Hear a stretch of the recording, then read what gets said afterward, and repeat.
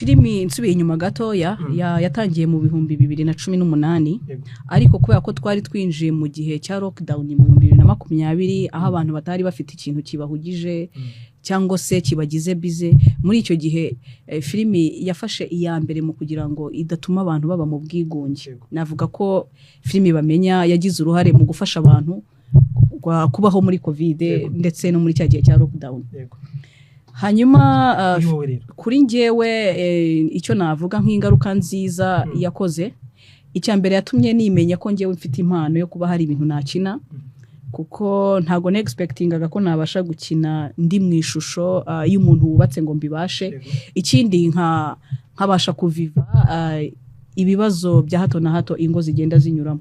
Icyo nicyo kintu navuga. Ikindi ni filimi yanyubakiye ubushuti n'abantu, impuza n'abantu, impa connection, bityo imipaka iraguka hanze y'u Rwanda ndetse no mu gihugu, mbasha kubona inshuti nshyashya kandi muri izo nshuti twagiye hari ibikorwa twakoranyemo bibyara inyungu. Yego. Navuga ko ari urwo ruhare wenda yagize ku buzima. Bamenya namufata nk'ibuye ry'ifatizo muri filimi Bamenya, wagize uruhare mu kugira ngo buri mukinnyi wese uri buri Bamenya kugeza iki gihe turi itara rigiye ribe ricyaka n'inyenyeri y'icyaka. Nanamubwira ngo kudesha. Gukorana nawe ntibivunana, ni umuntu woroshya ubuzima kandi ni umuntu wumvikana. Yego. Hanyuma Ketchup ni inshuti nziza. Muhanganiye umugabo. Muri filimi ariko. Muri filimi. Hanze ya filimi ni umuntu wakugira inama, ni umuntu wumvikana, ni umuntu kubana nawe bitagoye. Yego. Hanyuma Kanimba we ni magara ntusige. Kanimba we ni magara ntusige nabura yagomba kuba bizi. Ni inshuti nziza cyane. Ni inshuti nziza mbera open kubwira ikintu icyo ari cyo cyose nta bitansabye kwifata. Waranditse ibaruwa uravuga ngo ndasezenda. Oya ntago nanditse ibaruwa uko nubundi kujyamo ntago wandika ibaruwa. Yego. Sinyine habaye imiki. Umunsi tuvuze ngo watandukanye na Orchestre Maria abavuze ukuri. Yego twaratandukanye ntago nkuramo. Kuva mu kwa 12 wavuye muri Orchestre. Yego. Cyari cyemezo se cyoroshye ahantu wari umaze imyaka irenga 12. Ntago cyari cyemezo cyoroshye kuko urumva ni umuryango wanjye mara. Yego. Njewe none n'ukuntu naravuyemo ntago nabasezeye nkuko nagomba kubasezera, urumva nagomba kwandika lettre cyangwa nubwo ntayandika tukicara nk'ahantu nkavuga ntimaze kugera kuri ibi nibi muri sinema, ndashaka guhagarika impara nkomeze sinema. Ariko hari ibyo tutumvikanyeho bitewe nyine n'akazi nawe urabizi, hari ibyo mwumvikanaho cyangwa ntimwumvikaneho biba ngombwa ko dutandukana. Ubwo muri rusange waberetse karere ya sinema?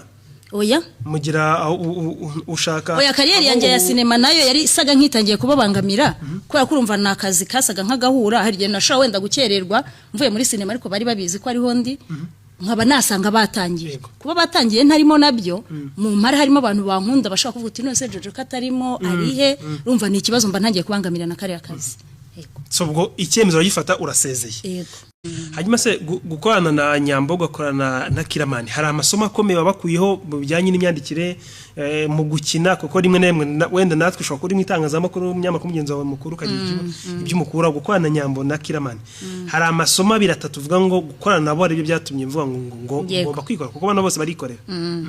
Hari amasomo nabakuyeho donc rega nibo mbikesha. Urumva nubwo nahere kwa Clauton niho ntago nabonye uburyo nkinamo cyane kuko ntari umumeni, ariko kwa Nyambo ndi meni no kwa Kiramani ndi mu bakinyi beza bazi imbere nyiri baba bakenewe.